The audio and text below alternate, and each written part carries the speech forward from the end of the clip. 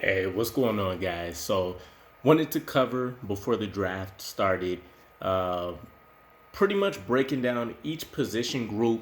It's the first time I'm kind of going through the process of assigning grades and stuff to it as well. So, the only thing I can say overall before we dive into it would be I try to keep the grading scale mainly based on what players have done last season and in their career for the veterans, more so than the potential of what the development path may look like for each of these players. Although that was considered a little bit here as well, but I'll also share with you guys right now, which is kind of I was waiting to put this towards the end, but just so you guys kind of have some kind of expectation, the overall grade that I'm giving for the offense is going to be a B minus, and we'll kind of get into it now for why I chose that specific grade, which was honestly a lot higher than what I was expecting. But let's go ahead and dive into it. So first up, we have our quarterbacks. We're talking Zach Wilson, Joe Flacco, and Mike White. So Zach Wilson, hopefully the franchise quarterback for the New York Jets that we've been waiting for since Joe Namath. Now, some of the obvious highlights and lowlights for Zach Wilson are going to be, touchdown to interception ratio is pretty porous. The huge highlight is going to be people saying, when he came back from his injury reprieve, those last 5 weeks he had no interceptions. I believe he only had one fumble. And when you take a look at the supporting cast they had around him at that time, we're talking about all the lowest tier wide receivers you could possibly have on a roster being his starters. So aside from Denzel Mims, who should have all the potential in the world and for whatever reason couldn't capitalize it on last season, we're talking him. And then I believe it was some of the players that we were hearing about that should be showing up to Arizona. So Jeff Smith, DJ Montgomery, Tariq Black, Jeff Smith, an uninspiring group and definitely nobody name worthy that's super noticeable in the general NFL sphere. That's going to cause defenses to panic. So it's a surprise that he was even able to not force things and still put up a decent performance. Without that causing panic in the back of his head.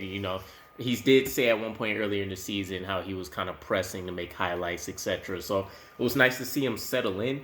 But still, there was definitely a lot more negatives than good. It's just that we've seen a lot of the maturement the last couple weeks of the season for him. We also got the veteran Joe Flacco in the group. He's bringing, the playoff Super Bowl experience. He can talk through Zach Wilson and Mike White. A lot of situations they might be seeing, especially if it's a rougher game earlier on until the team kind of settles down and settles in and gets things fine-tuned. So ideally, we'll never hear from Joe Flacco outside of maybe little hidden gems that he has in press conferences that get released or something of that fashion. But still, it's great to know that we have solid depth. And in the few performances we've seen him had to come in, he handled himself very well. The Miami starting opportunity for him ended in an L ultimately, but he was able to go out there and really effectively operate that offense. It was a very blitz-heavy day for him, but he went out there and made things happen, which was all you could really ask for. And then with Mike White, he had the breakout game, and then there was the huge failure in Buffalo. But obviously he played within the confines of the offense. He did a phenomenal job considering nobody's really seen him in that position during the regular season. So it's nice to see that we have him back as well as the backup option. So I still think we might see him get flipped, but either way, overall, I'm giving the quarterback position group a C plus. The only reason it's even that high, because honestly I wanted to go C or C minus, would be the way that Zach Wilson ended the season and the expectations I have about where he might improve the most, which is going to be a couple easy things in terms of him being able to operate the short passing attack a lot better. I think he averaged under 60% during the season, which is crazy. He had a lot of dump balls, a lot of gimmies that he should have been able to take. And then, of course, him being able to operate the deep passing attack a little bit more effectively. And that's going to be dependent on improvements in the wide receiver core as well as who we bring in through the draft unless we make a trade that honestly at this point I can't even say is unexpected for an established receiver. Other than that, I can't really see it being any higher, but I'm hoping as we go into the season, we do see huge improvements. I know during the offseason so far with the trips he's been taking with the rest of the team to kind of get calibrated heading into OTAs and mini camp, he looks a lot bigger. So it looks like he's accomplished at least one goal of packing on some extra muscle, which is nice. But moving into the running back position, Michael Carter is going to be the huge name. Now, this is the problem with the New York roster. Even at positions where we feel like we might have the starters of the future long term, there's not really a whole lot of depth behind him. So we have Michael Carter, we have Tevin Coleman, which I think most people around the league should know. But again, he's kind of aging up there, and he didn't have the best season last season. It's kind of more so, again, that veteran presence. Definitely more so of a Joe Flacco mode, but the running back position just lends itself to him having opportunities. Ty Johnson, LaMichael P. Ryan, Austin Walter round out the group. So if we start off with Michael Carter, I loved what I've seen. I think he gave us glimpses of, and it's not like, just small little flashes in the pan. We're talking each game he gave us glimpses of being able to be a complete back. I'm talking being able to have the elusiveness, the body control to break as many tackles as we've seen from him. He's had a little bit more power to his game than expected, and that should continue, especially with the full offseason behind him of strength and conditioning. And then he was able to contribute in the receiving game as well. So I don't want to shy away from the expectations of saying that ideally we could probably see like a 1,300 plus, yards from scrimmage kind of season from him coming up. Probably like just over 1,000, maybe somewhere in 1,100 range rushing, and then a couple hundred, maybe 150, 200 yards in the receiving game. That's definitely a part that you can say he needs to improve on the most, alongside blocking on third downs, which you can say that about almost any running back in the league. But everything was there for us. You can ask for some things that maybe he just might not be built for, like a little bit better deep speed. He was caught on a couple plays where, he could potentially took them to the house, but that's nitpicky stuff. He's definitely going to be the brand name in the running back room. Tevin Coleman, again, it's really kind of hit or miss. I don't mind us signing him to come back on that one-year deal that he got. But he's definitely more so, the tires have been kicked with him. I think he offers more of the receiving third down ability than anything else for us. I wouldn't necessarily trust him to block still. He can definitely do some things on the ground. But I think utilizing him strictly maybe in a receiving role will be the best way forward in this offense for now. Ty Johnson was kind of a letdown for me. He should be our power back, which he's definitely showed a lot of glimpses of that. But there was also a lot of times where like his vision just wasn't there. Certain holes that were wide open, he couldn't make some cutback lanes essentially, which isn't necessarily his game. But just a lot of little variations for things where he left a lot of yards on the field. And then the drops were the most painful pieces. We've seen some absolute gimmies that, just went straight through his hands. So, concentration lapses maybe him wanting to make something happen too soon, especially when you consider the offense was not clicking at any point during the first half of the season for the most part, outside of maybe the first game against I want to say it was I can't remember who we played. I want to say it was the Titans maybe. I could be far off on that, but either way, it just wasn't very good. LaMichael P. Ryan, he's been essentially a non-factor. I'm very surprised we're keeping him. It just kind of screams Joe Douglas holding on to whatever remnants of that first draft class he could to see if they develop. So I don't really see him sticking around. And then Austin Walter kind of had a mixed bag. He came in, he did really good in one game. Was able to get a touchdown and, on a very emotional day for him as well. Family coming out, seeing him and all these other things. And then he kind of disappeared after that. So I think there's, potentially a little bit there for him to carve out a role. Maybe as kind of like I don't even want to say short yardage threat, but he did have a little bit more elusiveness than I was expecting, especially considering I had no idea generally who he was beforehand. But this is definitely another position where we need, something coming out of the draft. So it's been a pretty popular pick that we're grabbing somebody in the fourth round, maybe the fifth, depending on who slides, or if, there's better players in round four for us to go with. But I think we really do need that balanced power, fully, fully role played, terrible, terrible way to say it. We need somebody that's fully committed to the power game, so they can come in there, produce that change of attack where we still need somebody to be able to operate jump cuts and different things that may be able to open, but short yardage situations, third and shorts, fourth and ones, and then just in general when we need to smack somebody in the mouth a little bit more. So maybe a closer, even split on certain games in terms of the touches that get handed out. We can rely on that player. So the general grade I'm giving here is going to be a B-, and this is fully dependent on Michael Carter. I think he'll be available the entirety of the season. I think we'll definitely continue to see him flourish. And then it's a little bit more projection than what I did in the quarterback room here, because I do think we still add at least one running back. And that way we can, push Tevin Coleman again down a little bit further, so we can just keep him to a more of a receiving role. And then if a Ty Johnson continues to step up, or we see something crazy out of LaMichael Pirine or Austin Walter, builds a little bit more consistency. It gives us a little bit more of a balanced room for starting the starter as well as the depth as a whole. So excited to see what that position ends up ultimately looking like. When we go to the fullback position, Nick Baldwin and Trayvon Wesco, to be honest, the knowledge on Nick Baldwin's a little bit lacking for sure. I know I've seen a few cut-ups and a few highlights where I've seen him out there. It looks like he had a good amount of agility, was kind of able to get out there and contribute in the run game a little bit. I don't think he's the do-it-all fullback that maybe the offense needs.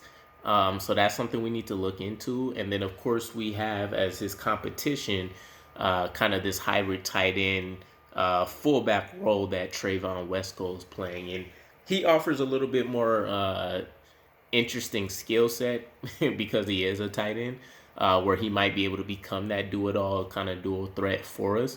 But I don't know how that's going to play out. I think Nick Baldwin is kind of I feel like he's the de facto starter heading in. Trayvon Wesco is just kind of like the specialist that adds a little bit of a different element to the offense.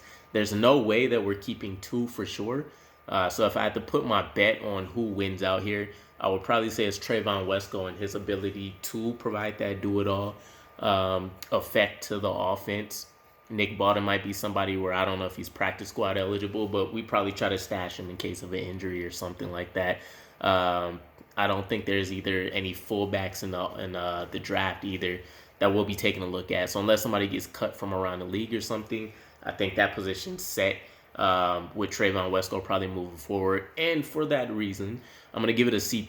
I do know from Trayvon Wesco's cut-ups and some of the things I was able to check out, my biggest complaint with him is definitely going to be that he wasn't nearly as aggressive as he could have been in opening up a few more rushing lanes. And there's a couple times where it looked like he just got completely overpowered and actually ended up being a detriment to some of the rushing ability for the offense. So we'll see if there's improvements there. That position could have an entirely new player as well, but I'm just going to give it a default C+, just because I kind of like Trayvon Wesco overall.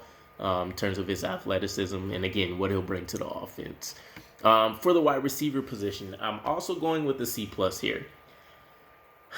I wanted to add a little bit more of the potential side of things to the offense, but still, let's rattle off some of the names. We'll know the big ones, right? We have Corey Davis, which is kind of, the wide receiver one, Elijah Moore.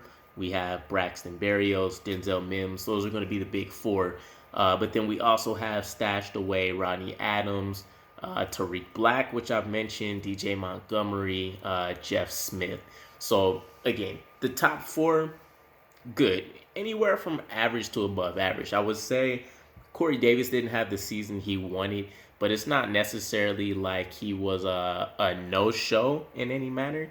I think the chemistry between him and Zach Wilson definitely wasn't there. The big play we seen in week 1 was great, just for the excitement factor, but there was a lot of games where necessarily, if it wasn't just a breakdown in the play and Zach Wilson kind of doing the schoolyard effect within the scheme of the offense, we didn't really see them kind of linking too much. So I think the ability was there. I still wouldn't say he's necessarily a wide receiver 1 based on what we've seen, but he's definitely a serviceable number 2.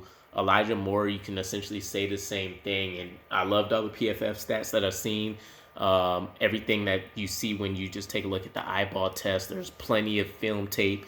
The first half of the season where he was open repeatedly, that got called out. They were able to make some things happen. But you even seen it when Joe Flacco and Mike White stepped into the offense. Elijah Moore immediately became the focal point. So with all of that said, I think he's definitely, should be the highlighted receiver in the offense, at least as of this time, just because of what he can offer inside, versus outside on the boundaries as well, even though he's probably best on the inside just because of the stature and everything else. But I think he has the ability to still be a number 1 wide receiver from what we've seen. Braxton Berrios obviously has the chemistry factor with Zach Wilson. They've hung out the most, from what we're generally aware of, and you can see that translate to the field. So in any other offense, he's a number 5, number 6 maybe. He's anywhere from a starting slot to a number 4 for us, as well as operating gadget plays, as well as doing the special teams. So he's offering the do-it-all ability for us, which is great. Having an all-pro returner on the team is something especially older-ish Jets fans like myself were kind of accustomed to. So it's nice to see that. But we don't have any true star power. If Elijah Moore played a few more games and, bust out a couple more breakout performances like he did, I would say he would be it. But as of now, we basically have, depending on who you talk to, 2 above average starters in Moore and Corey Davis. We just have a, general Corey Patterson-like weapon in Braxton Berrios. And then Denzel Mims has, dug his head into the dirt, fell off a cliff, put on, his ghost mask. We have no idea where the man's at. I do know the great news for us is that it sounds like he is going to be in Arizona with Zach Wilson. He is having his first healthy offseason since he's been drafted. So there shouldn't really be any excuses if we don't see something happen here. And I still think with additions, he may be somebody that potentially gets cut, which would be a little disappointing considering we invested the 2nd-round pick in him, and he just hasn't gained any traction with the team. But hopefully he's done his homework, done whatever you need to do to get his head in the playbook, because that sounds like a huge piece of why the coaching staff, Mike LaFleur, Robert Saleh, didn't necessarily put him in opportunities early on when he was making, big play opportunities for the offense. So there's a lot of smoke and mirrors behind the Denzel Mims phenomenon. It's still a little bit up in the air about what's happening with them. But for the rest of the players outside of Jeff Smith, he's a name that I think people should be a little bit more familiar with. Special teams ability. He's come in and he's actually produced in certain periods during the Adam Gase offense, as well as a few moments last season as well. So I don't think by any means he's somebody we see starting at any way, but he's one of those depth pieces that for people that dive into all the things, they'll know what he offers to the offense, to special teams, and whatever else is going to happen in that wide receiver room in terms of communicating things that people are seeing, etc. So it's not mind-blowing, but we definitely need a number 1 wide receiver, and we definitely could use some more use some more depth, which is why I think we're hearing a lot of, the let's double down in the draft if we don't make a trade for somebody. So lacking the start power, lacking consistent available contributors as well, which is a huge thing I think people aren't talking about enough. We got, I want to say it was maybe 9 games out of Corey Davis. I want to say 7 out of Elijah Moore. Braxton Berrios wasn't even fully available for the entire season. And then when Denzel Mims was, he was a non-factor. So we really need people that can stay on the field. I'm just going to give it a decent enough above average grade, assuming we do have everybody at one time, and that there's some kind of development. And then when we move into the tight end position, arguably the biggest transformation we've seen for not this group, but any position group for the offense in the last decade. CJ Uzoma and then Tyler Conklin is now on the team. So two, essentially effective bona fide starters on the offense, which is absolutely amazing. And it's even better that they kind of have somewhat of the same skill sets, but that they have specialties, I guess, in those skill sets. You can say that balance each other out. So whereas Tyler Conklin is a little bit more of the, run blocking, pass blocking specialist, and he can also produce in the receiving game to an average, above average, clip. CJ Uzoma is more of kind of the yards after catch specialist. It just so happens that he's also a good run blocker, good pass blocker. So super excited to see what it looks like. Mike LaFleur's been wanting to operate this 12 tight end set probably since the beginning of the season. It's just he didn't really have a whole lot to work with on the offense. So now that we have that, I'm kind of interested to see where we go with the draft, because Lawrence Cager was a guy I was looking at originally when he was playing wide receiver. We have plans on moving him to tight end, so we'll see. Huge frame.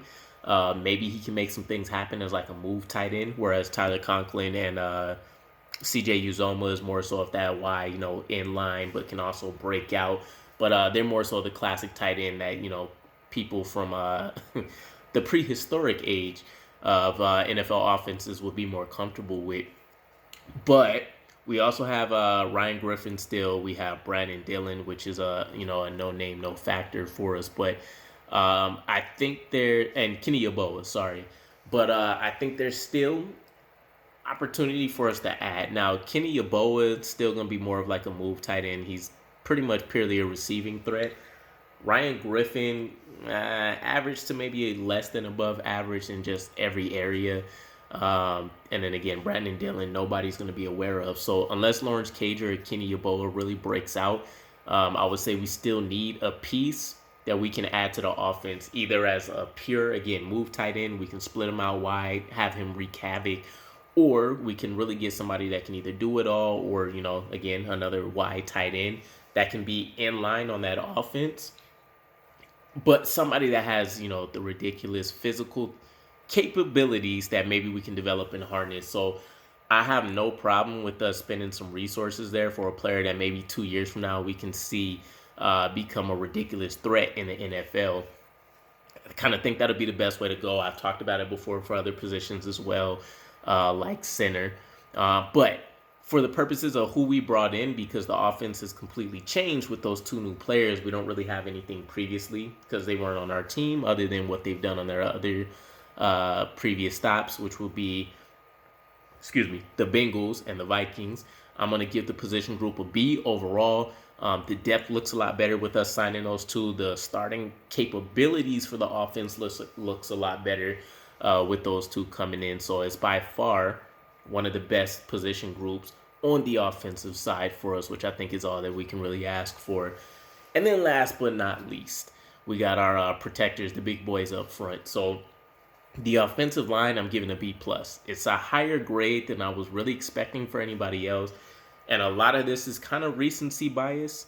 But when I take a look at it, I'm still extremely high on Mekhi Becton. Again, I will fight this tooth and nail with anybody. Regardless of what anybody else is saying, when Mekhi Becton is available and healthy, he's going to dominate. Whether that's in both aspects, the run and pass offense, or if it's just the run blocking and, he's an above average pass protector, doesn't matter. Did he have some growing pains in the new offense? Yes, that's to kind of be expected, right? Not everybody's suitable to just make a vast switch between kind of a power run scheme and then all of a sudden going into zone blocking where you're asked to try to get to a second level a lot quicker. You're, kind of working with the guard a little bit more instead of maybe being left on an island to dominate and open things up. So either way, Mekhi Becton, I'm still extremely high on. We now know Laken Tomlinson's going to be left guard. We're bringing in substitute Pro Bowler, still Pro Bowler nonetheless. He's definitely performed at a pretty high level to be the left guard. So I think that does also a lot of wonders because we have a veteran presence that lines up with Mekhi Becton, assuming he wins the left tackle position, and he can kind of bring that calming atmosphere to him, give him a little bit more guiding tips on maybe what he's seeing, especially considering he's coming from a guy that also has a bit of the same build in Trent Brown that he's worked with before. So maybe he can offer some things beyond the field in terms of how he's handling his body, things he's seen for recovery, etc. At the center position, we have Connor McGovern. I would really love to see an upgrade here. I think PFF had him in the top 12, if I'm remembering correctly, at least for the center based on last season. I think realistically, he's literally just above maybe league average in terms of his performance. But again, calming presence, veteran in the middle. Zach Wilson doesn't really necessarily have to worry about, trying to get all of the protection calls correct. Connor McGovern might be able to call out some things that, Zach Wilson himself still has yet to be able to see from NFL defenses to kind of help him along. I'm not going to stress it. It's kind of a decent security blanket, if you will, for us to have him there. Even if we have a rookie that balls out, they're going to have a huge learning curve too, which just puts the stress a little bit more on Zach Wilson again. So I don't mind seeing him there, but I definitely would love to have somebody in the wings. On the right side, Elijah Vera Tucker's making a move. I don't know how it's going to pan out, but he came in, he excelled as a rookie at the left guard spot. I think what Robert Saleh called out is exactly what needed to be said. He's young. He has everything in his toolkit to be able to just make the switch over to right guard, whereas Laken Tomlinson would have to be revisiting all of his kind of tendencies, things that he's practiced and trained over and, put into a regimen over and over again to get to where he's at. So I think the hope is still very high for Elijah Vera Tucker. He's still going to be sandwiched in between Connor McGovern unless a rookie replaces him or a different vet. And then, depending on who wins, it may even end up better. I mean, the original purpose of getting Elijah Vera Tucker was he would be paired up with Mekhi Becton, and they should have paved the way to completely dominate on the left side. If Becton loses the competition, he's going to the right side, and we still get that pairing, just not the way we expected. If not, he gets lined up with George Fant, and we've already seen on the left side what that looks like. We don't know if Elijah Vera will continue to excel on the right side. We know George Fant seems like he may be more of an optimal player on the left side versus the right side. But still, he has all the agility, all the things that we were looking for in the offense to be able to make it work. So I would be, extremely happy to see either of those players lined up with Elijah Vera Tucker. But it's, it can't go without saying that having George Fant, to either one of his sides is definitely going to be able to help him out as well. And then when you take a look at the depth, Dan Feeney is still there. It remains to be seen if we get Laurent Duvernay-Tardif back. But for the moment, who knows? Greg Van Roten is still on the roster, even though he could potentially be a cap cut.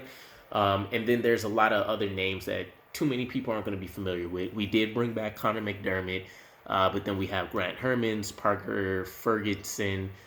We still have Chuma Edoga. We have Isaiah Williams. So not an exciting list in terms of the depth, but we have the core pieces there, at least for the classic ones we're comfortable with. So Dan Feeney's definitely going to be one of the backups. Connor McDermott definitely is going to be one of the swing tackles. We'll see if he beats out Chuma Edoga. But I think that lines us up to see that we potentially keep 8 offensive linemen maybe, just depending on who else we try to add in the draft. And if they, either overtake somebody or if we think it's too good of an opportunity to not have them, and then maybe that's when we see like a Mike White push off, something to that effect. But again, I'm giving that position group a B+. I think we see them definitely become, somewhere in the top 15 range for offensive lines in the league, assuming that we have all the pieces there. So that's pretty much my scoring for everybody. Let me know what your thoughts are. I really tried to put fair bit of realistic conversations, things that we've seen during the season for them. So I'm interested to hear your guys' thoughts. Drop them by in the comment, and I'll be dropping one for the defense as well. Peace.